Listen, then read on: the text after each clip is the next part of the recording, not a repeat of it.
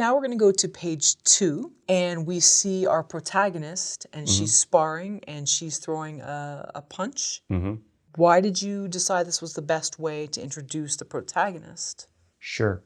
Well, I wanted to have a part of the pun and impact on how we see her right away.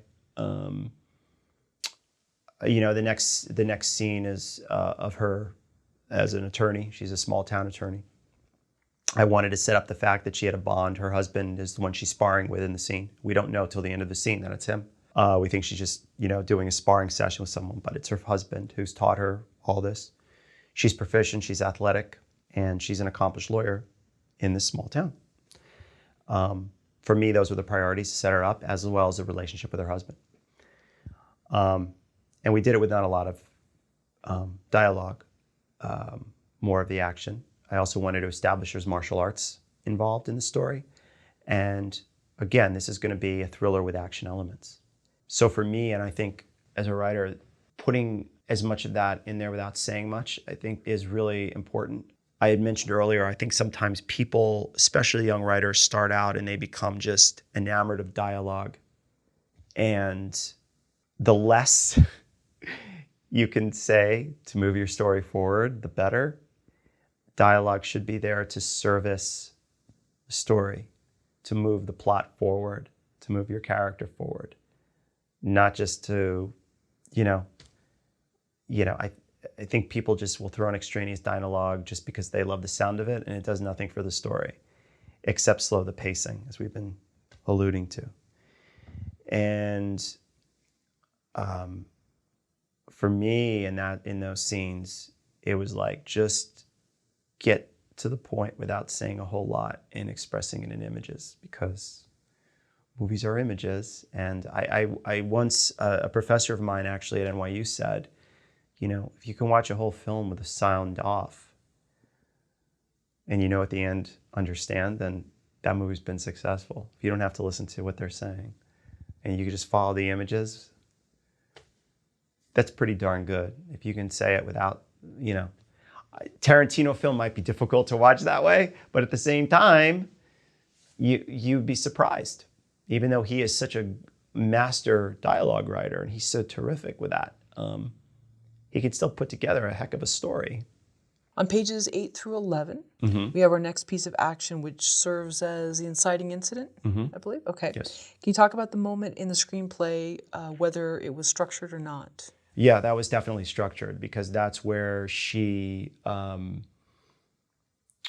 goes in and has that, becomes the hero and exposes herself. So that was definitely always going to be the inciting incident, for sure. Is it okay to talk about what happens here? Yeah, absolutely. It's not too many spoilers. Okay. Not at all. So it shows too that her strength training and martial arts and the boxing and all that comes. It's a major piece in this. It comes in handy, yes, big time. And she commits that act of heroism that then exposes her to the national media, and she becomes a story. Right, and then you see that her phone, she starts being texted by, family, journalists, all these different things. Exactly. And what seems like sort of an exciting, good thing is quickly about to turn. Yes, exactly. Again, she's exposed to the wrong people, as it were. Yeah.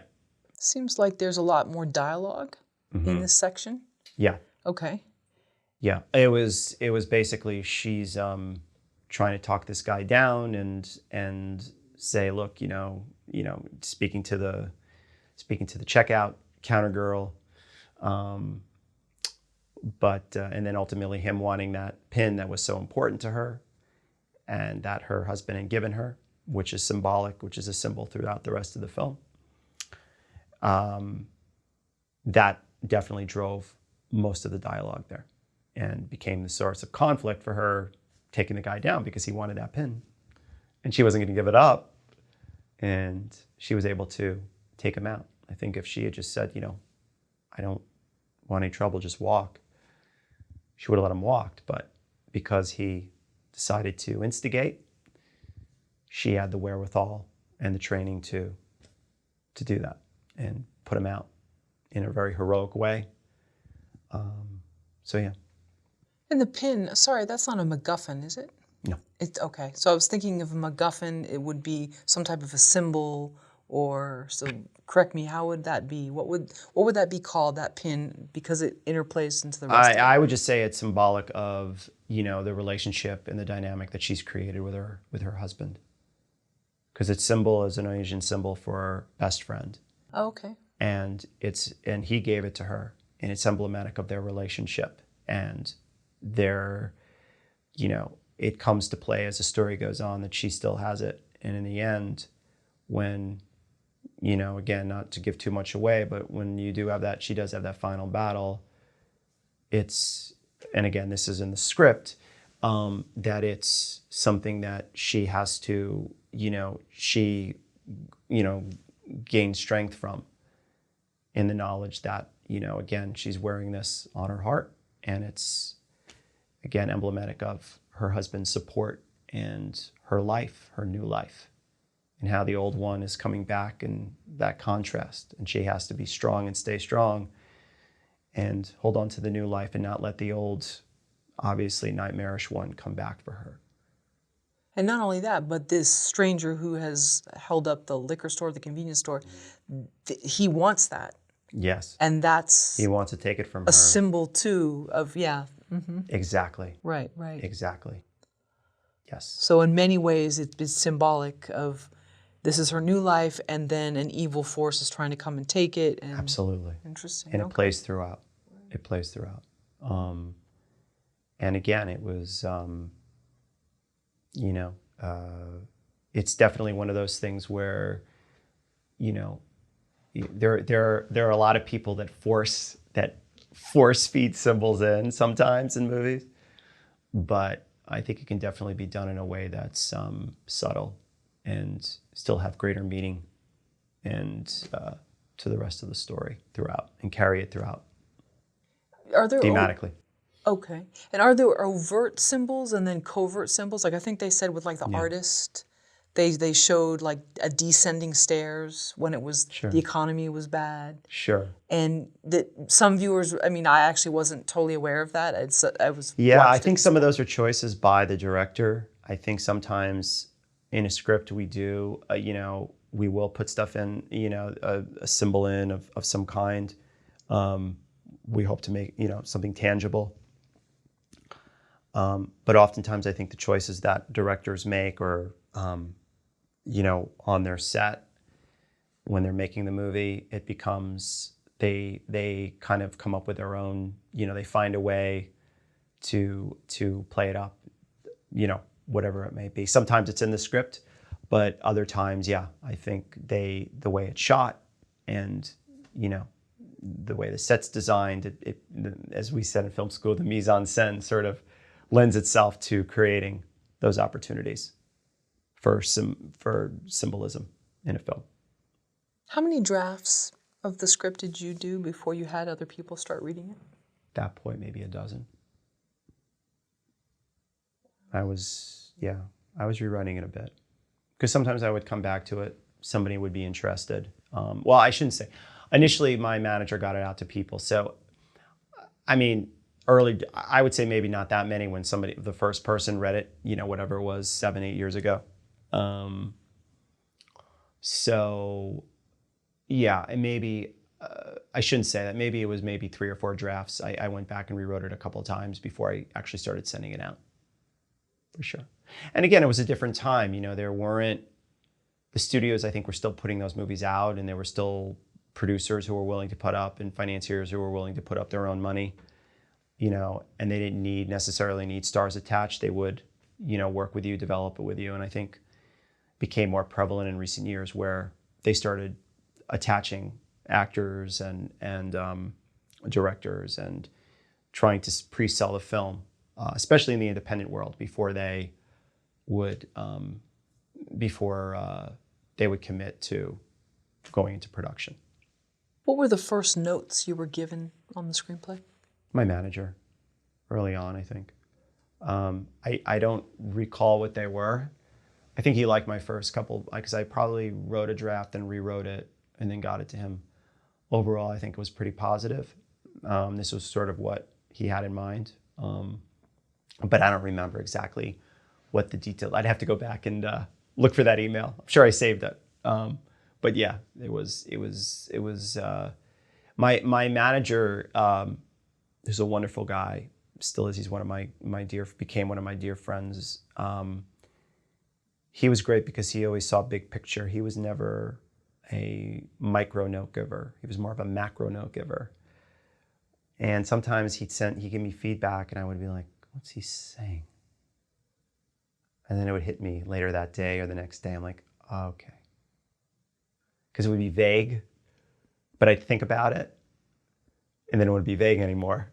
He had that gift. And I've always been, when I've given my friends, I'm a macro note giver. I try to be as concise as possible, as positive as possible. I don't like to burden people with too many notes. I find